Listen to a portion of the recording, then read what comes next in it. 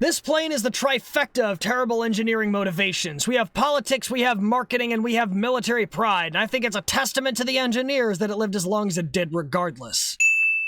Today we're going to go through the US Navy's FJ Fury, which is likely the emotion that Navy planners kept experiencing when the branch kept buying it before it had taken any kind of shape. And I say kept because the name was attached to 4 different variants of the aircraft, some of which are way more different than the others. So let's start from the beginning here.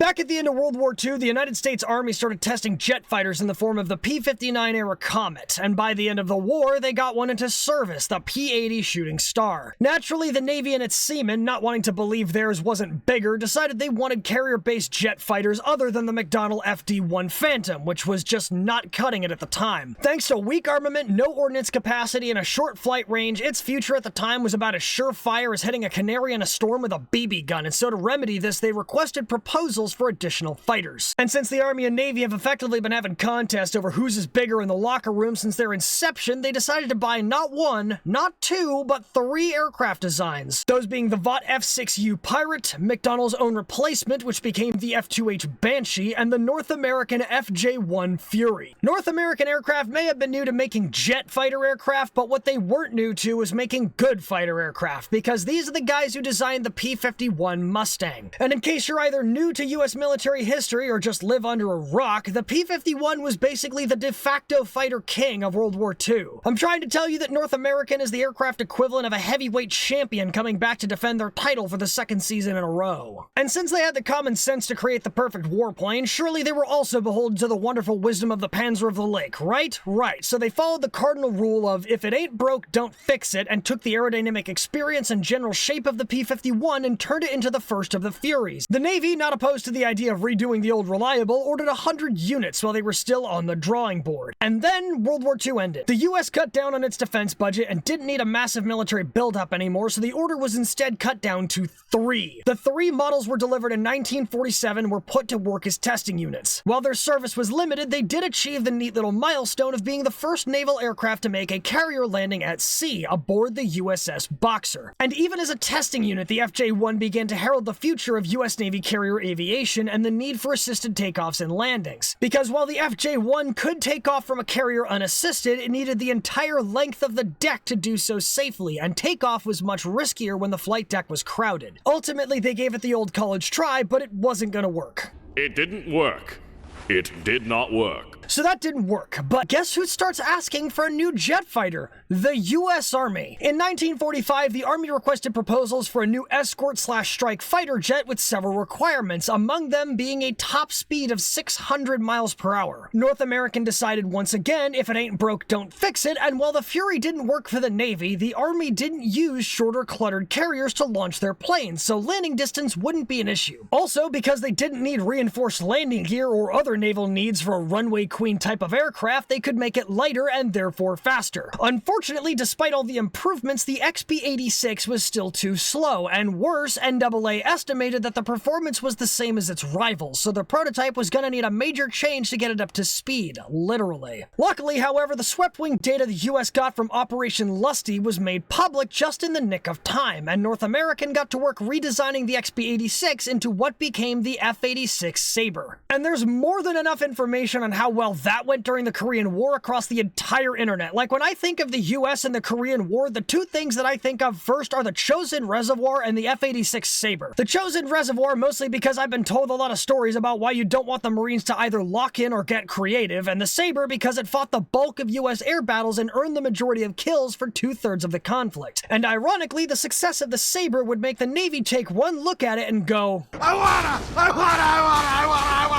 Because by this point, the Korean War was in full swing, and Navy fighters were being restricted to close air support missions due to being at a huge speed disadvantage against the MiGs, and the Navy was kinda panicking under the realization they'd needed a newer, faster fighter yesterday. However, keeping a slower landing speed was also important, because again, carrier decks are shorter and don't have as much space. So North American, knowing they did naval once, decided they could do it again, and broke out their trump card, aka the marketing team, and convinced the Navy that the Sabre could do the job with a little bit of facts and a little bit of fear-mongering. The Navy was already looking at the possibility of forcing their F-9F Panthers into a forced early retirement if they didn't drop their landing speed by another 12 knots. Playing off of this and the knowledge that the F-86 was known to be able to land at slower speeds than the F-9F, North American aircraft convinced the Navy they could make a better alternative. And the Navy was so convinced they ordered 300 models, once again, before the plane had been fully tested. Oh, shit.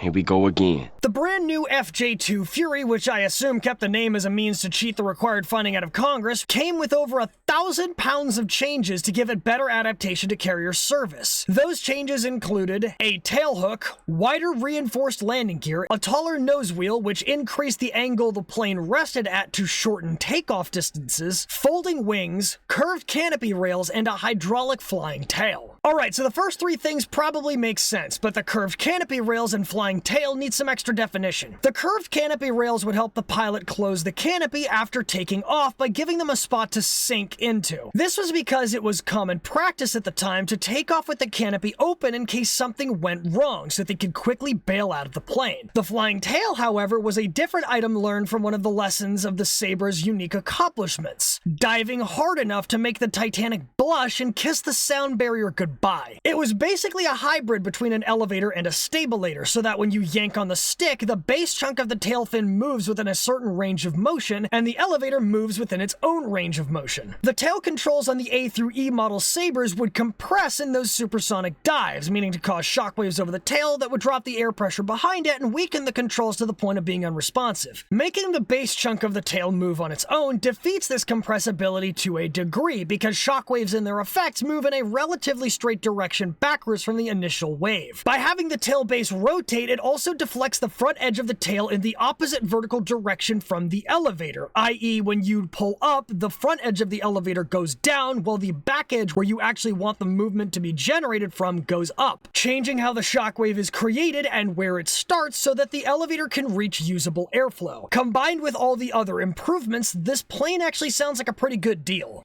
Really?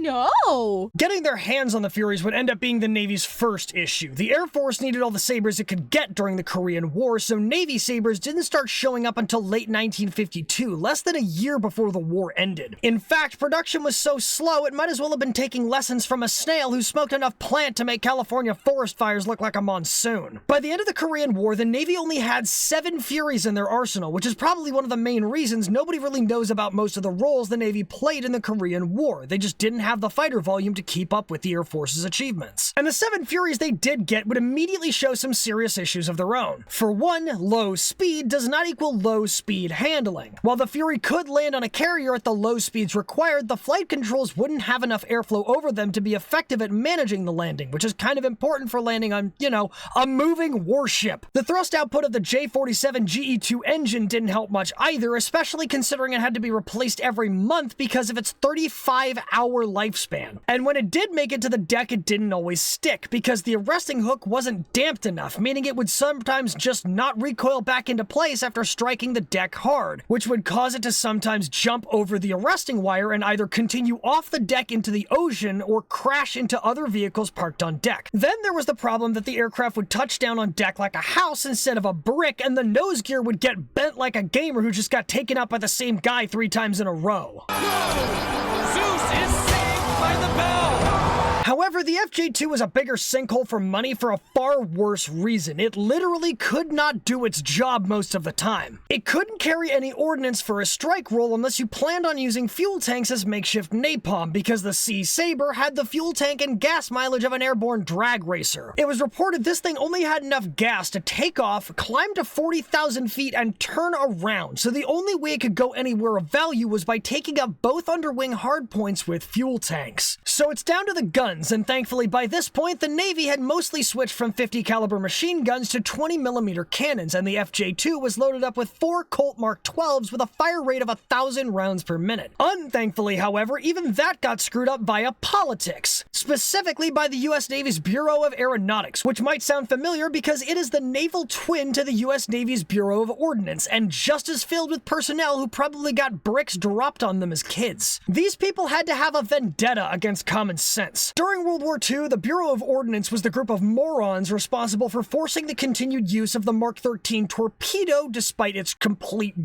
and for trying to prevent the battleship sniper Cheng Li from installing radars on his warships, water purifiers on his submarines, proximity-fused shells on his anti-aircraft guns, and a whole lot more stuff. And this time around, the Bureau of Aeronautics decided they were going to be the one winning the contest of who can ruin the most good things. See, they had done a, quote, careful analysis of the Navy's jet engagements and come to the conclusion that all successful kills had been achieved when aircraft were in a 3G turn at 500 knots with a 50% fuel load. So they decided to save time and tax money and set up the guns to work their best under those conditions. Easy fix. Easy peasy, lemon squeezy. Except it wasn't. You gotta remember the KISS acronym of keep it simple, stupid. Having only one point of failure makes something really hard to break. Having 3 conditions is ridiculous because having the guns only work perfectly at 3 Gs could make sense. Adding in 500 knots kinda makes sense. You definitely want to be at fighting speed in a jet fight, but 50% fuel load is a bit obscene. I can't imagine going into a dogfight holding position in the saddle at 3 Gs for 5 minutes watching the fuel gauge tick down just to hit 50% so I can actually hit somebody. Now, if I'm being completely honest with you, I don't fully understand the science behind why optimizing the guns like that makes them less accurate in other conditions. I'm an airplane nut, not a ballistic specialist, and I'd appreciate comments below if you know the answer. However, at the very least, I can say with certainty that they were less accurate because the Navy was sick and tired of putting up with all this bureaucratic bullshit and knew from the Mark 13 experience exactly how much evidence it would take to convince them that their tech was trash. So they wasted 0 time and held a testing exercise where the pilots would shoot at banners from a variety of angles and firing conditions to demonstrate weapon accuracy, and the results were the epitome of why you don't let the government handle the guns. In high G turns, if the pilot couldn't do all the mental math for flight rotation in their heads, or at the very least eyeball it, they had basically no chance at long or even medium range shooting. It was effectively impossible to hit something in a turn outside of 600 feet. Not 600 yards, not 600 meters, 600 feet. Pilots with 60% accuracy in the F9F were expected to have around 40% accuracy in the Fury. This is like screaming almost only counts with horseshoes and hand grenades and then throwing a rock. It makes perfect sense if you're a complete idiot. The setup had to go. This usually works. Well, performance issues, it's not uncommon. 1 out of 5. To which the Bureau of Aeronautics promptly said, too bad you already bought 200 of them. Upside, they had managed to cut that short from the previous 300 models earlier. Downside, that had only been possible because they'd promised to buy 538 of the newer FJ3s in April of 1952 before they had even received the FJ2s to discover the gun issue. And they couldn't just fix it because the guns were mounted directly to the structural elements of the nose section, so redesigning the nose to fix the gun alignment would be a stupefyingly expensive process, and it just wasn't worth more money to fix. So in the end, the Navy was just in the whole attitude of, I'm sick of looking at this thing, make it go away, I don't care how, and gave them to the Marines. The Marines, who have been dealing with crappy equipment since 1775, took one look at the FJ2s and were like, so wait, you're telling me I can only hit trick shots with this thing, and it can get me close enough to flirt with the sound barrier? You son of a bitch!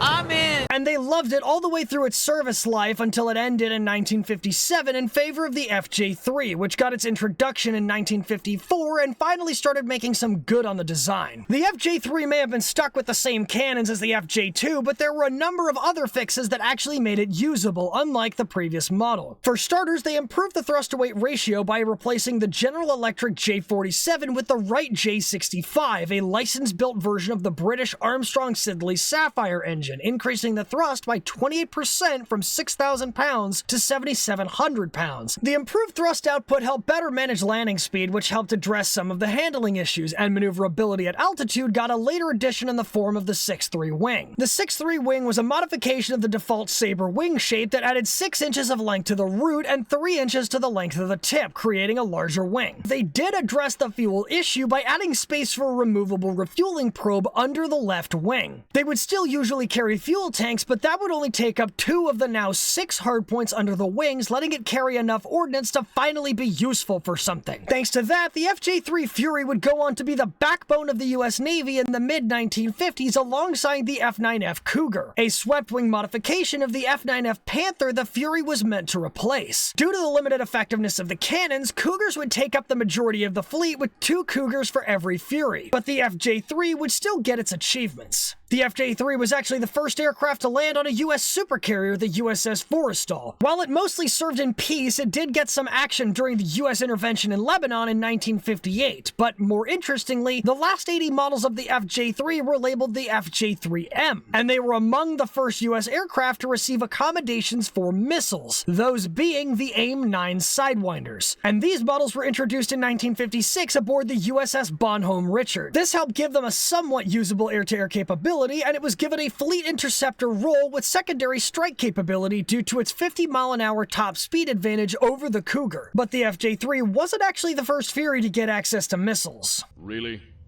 Really? Really? Really? Really? Really? Really? Release restraint level 1. Level what? Introducing the FJ-4. This was North American's last naval aircraft and arguably the most fearsome Fury to fly. While it shared the name of its predecessors, it was effectively a completely new plane. This was the full potential of the Fury series, and it had taken almost a completely new design to address all of its predecessors' issues. The first of 374 models were delivered starting in February of 1955, a year before the FJ-3Ms, and they were built for the fleet defense role. It still had the same guns, but by this point they'd had time to be adjusted, though I'm not actually sure if they were. I mean, just based on my video game experience, there's been more than a few times where I really doubt it. That's a nice argument, Senator. Why don't you back it up with a source? My source is that I made it the f up. It fixed its issues with landing speed by having a drooping leading edge and single-stage Fowler flaps. The drooping leading edge was basically the leading edge slats they'd had earlier, but controllable, so you'd only use them when you wanted to. And the fouling flaps are landing flaps that both drop downward and extend backwards, kind of like what you see on commercial aircraft, but with only one layer. It carried 50% more fuel internally thanks to a deeper fuselage and quote-unquote wet wings, where the wing structure is sealed enough to be used for fuel storage without special casings, letting it ditch the external tanks and therefore the two hardpoints they were mounted to. Then they finally fully addressed the low-speed handling by moving the ailerons to the middle of the wings instead of towards the wingtips. And as if solving the problem wasn't good enough, they decided to make it better with 222 units of a strike fighter variant called the FJ-4B, which got the other two hardpoints back and could carry up to 6,000 pounds of postal code deletion technology. That could include a targeting pod and up to 5 of the AGM-12B bullpup missiles first introduced on its replacement, the A-4 Skyhawk, and a low-altitude bombing system, or LABS, for shoulder-tossing tactical nukes. Unfortunately, however, the FJ-4 would become obsolete very quickly because the 1950s was an era of rapid innovations in jet tech. This was an evolution in technology that the Fury was never meant to keep up with, and by 1958, the Furies were already being quickly replaced by the F-11F Tiger, F-8 Crusader, and A-4 Skyhawk, which had all entered service within the last 2 years. But it didn't fade away that quickly. I'm not dying, you idiot. For one thing, 6 FJ-4s were converted to an experimental F variant to test the use of rocket propulsion by installing one at the base of the vertical tail. This rocket engine was propelled by a combination of hydrogen peroxide and JP4 jet fuel, which would add 5,000 pounds of thrust to the existing 7,700 for a total of 12,700 pounds, which is almost as much as the plane weighs when it's completely empty. And the F in that designation clearly stood for freaking fast, because these experimental Furies would reach a maximum altitude of 71,000 feet and reach top speeds of Mach 1.41, which made it the highest flying and I believe also barely the fastest flying model of the entire Sabre family of jets, including the F-100 Super Sabre that would take up the first of the Century series of aircraft, which were 6 planes with 3-digit designations back when our numbers started getting a little too high even for us, which is saying something. The US would enact the Tri-Service Aircraft Designation System in 1962 to get some of these numbers under control and keep our aircraft in the same line. And you'll never guess which aircraft got renamed the F-1.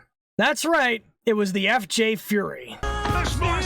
The FJ-3 Fury was renamed the F-1C, the FJ-4 was renamed the F-1E, and the FJ-4B was renamed the AF-1E. And while I didn't find anything proving it, my best guess is that the FJ-3M was relabeled the F-1D, because, well, that would make sense. But one thing that absolutely boggles my mind about this little fighter is that it only retired in 1964, and for the last 4 years of its life, it would actually serve in the same US Navy as the F-4 Phantom. So in summation, time heals all, even the consequences of bad engineering decisions apparently, if it doesn't kill too many of your pilots first. And don't jump the gun on what you want too quickly. Haste makes waste and desperation rarely serves. So thank you for watching. If you enjoyed what you saw, please consider checking out some of my other videos. You might like what you find. Until next time, dismissed.